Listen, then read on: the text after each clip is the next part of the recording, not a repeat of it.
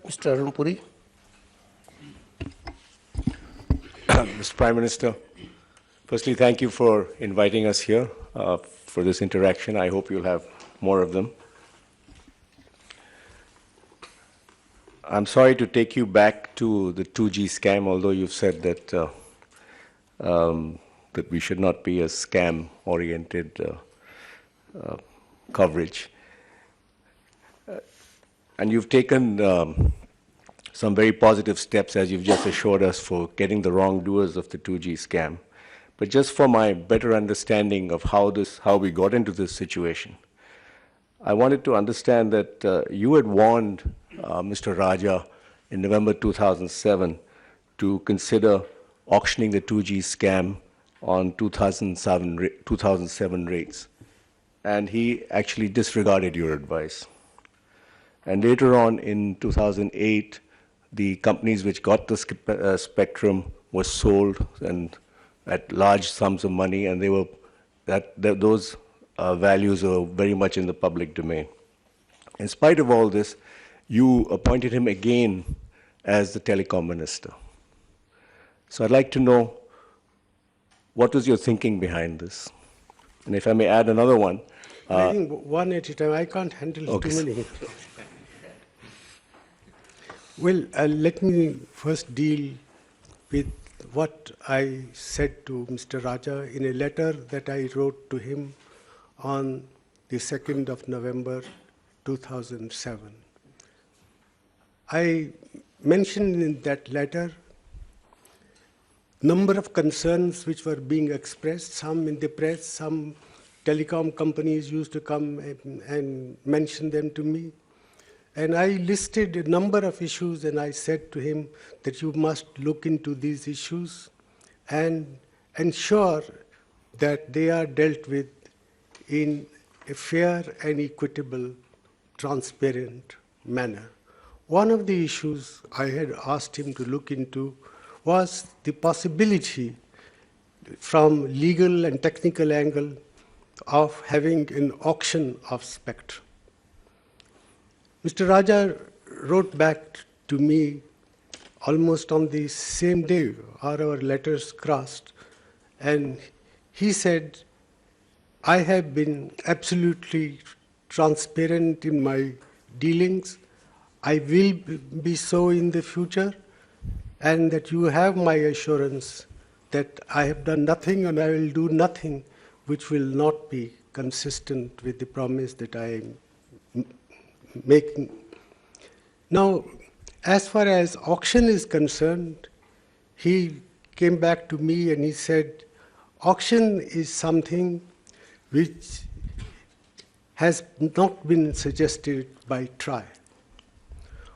Also not suggested by the Telecom Commission.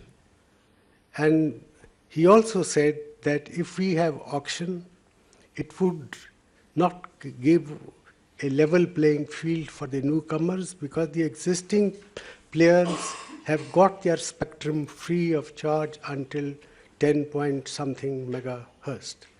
And therefore, he said, the TRI's advice, the Telecom Commission's advice, and his own view was that auctions are not the way forward, at least for 2G spectrum.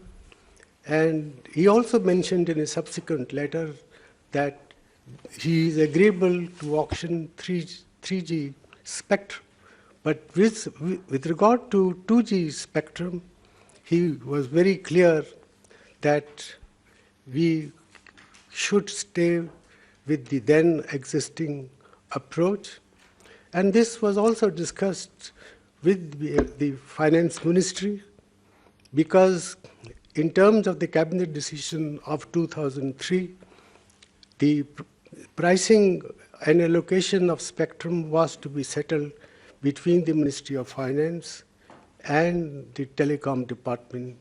Initially, of course, the Finance Ministry did ask for a high price of spectrum, but after many discussions, I think the two ministries agreed that as far as 2G is concerned, we have to live with the present system, particularly with regard to the amount of spectrum that is built and embedded into a license agreement. So this is the background why I did not proceed further with this matter of pricing of spectrum, because if the Ministry of Finance and the Ministry of Telecom both agree, and they have the obligation in terms of the cabinet decision of 2003 to decide that matter, and also since TRI is a expert body, Telecom Commission has experts. If all of them were of the same view, I did not feel I was in a position to insist that auctions must be insisted. If I may just, can I just follow up? Yes. Because the No, other part the of the other- question was the yes. sale of these companies, this spectrum to companies soon after, even before rollout. So there was a huge sum of money there sitting there, and the scam was staring at everybody in the face. Well, I do not know, frankly speaking, what was the motivation of people who got spectrum. But I know that as far as the basic policy is concerned, that I thought was, as it was then the prevailing practice, and Raja was continuing that policy, that as far as the who gets license, the first come, first served policy, how it is implemented, that was never discussed with me. Licenses were not a matter which ever got referred to me or to the cabinet. That was a decision exclusively of the telecom minister.